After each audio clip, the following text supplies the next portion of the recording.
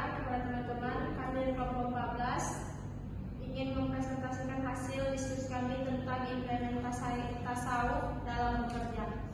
Nah, pengertian tasawuf. Pengertian tasawuf yaitu berasal dari kata sufa yang berarti kain wol, yang menggambarkan kepasrahan kepada seorang sufi kepada Allah yang bagaikan kain dibentangkan. Ada pula yang berpendapat bahwa tasawuf berasal dari sifat, mengacu pada sifat-sifat terpuji yang harus dimiliki seorang sufi. Menekankan bahwa seorang sufi mengikuti akhlak dan sifat yang ditetapkan oleh Allah Subhanahu wa taala. Bagi mereka berpendapat bahwa tasawuf berasal dari kata safwa yang berarti orang-orang pilihan atau suci. Konsep tasawuf ada beberapa, yaitu niat yang ikhlas, tawakal dan sabar, amanah dan tanggung jawab, berbuat baik kepada sesama, hidup sederhana dan tidak tamak. Selanjutnya, 3. Implementasi tasawuf dalam dunia kerja. Implementasi tasawuf dalam dunia kerja mengajarkan agar seseorang pekerja tidak hanya fokus pada hasil duniawi, tetapi juga mengutamakan dimensi spiritual dalam setiap tindakan yang diambil. Tasawuf memberikan pendekatan yang lebih mendalam, mana kerja tidak hanya dilihat sebagai usaha untuk memperoleh materi, tetapi juga sebagai bentuk pengabdian kepada Allah dan upaya mendekatkan diri kepadanya. Selanjutnya, penjelasan lebih lanjut mengenai implementasi tasawuf dalam dunia kerja.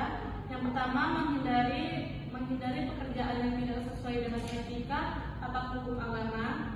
Yang kedua, menciptakan suasana kerja yang damai dan harmonis. Yang ketiga, mengingat Allah dalam setiap langkah dan tindakan dalam bekerja. Yang keempat, menggunakan waktu-waktu istirahat untuk berzikir. Yang kelima, setiap kali memulai pekerjaan, seseorang harus mengingat diri untuk bekerja demi mencari ridho Allah dan bukan hanya untuk uang atau status. Selanjutnya, tantangan dan solusi tasawuf dalam bekerja. Yang pertama, tantangan tekanan untuk berkompetensi secara tidak etis.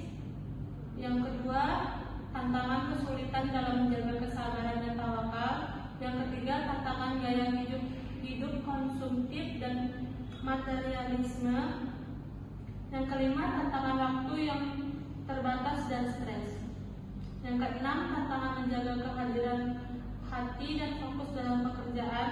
Yang ketujuh, tantangan kehilangan kepercayaan pada sistem atau organisasi. Nah, solusinya yaitu solusi dari tantangan tekanan untuk berkompetensi secara tidak etis yaitu integrasi dan amanah, menjaga niat yang ikhlas. Kedua, tantangan kesulitan dalam menjaga kesabaran dan tawakal. Solusinya itu menerima takdir dengan lapang dada, zikir dan refleksi. Ketiga, solusi dari tantangan gaya hidup konsumtif dan materialisme yaitu hidup sederhana, mengutamakan keberkahan. Kelima, solusi dari tantangan waktu yang terbatas dan stres yaitu pengelolaan waktu yang bijak dan menjaga keseimbangan. Solusi dari menjaga kehadiran hati dan fokus dalam bekerja yaitu berzikir, refleksi diri.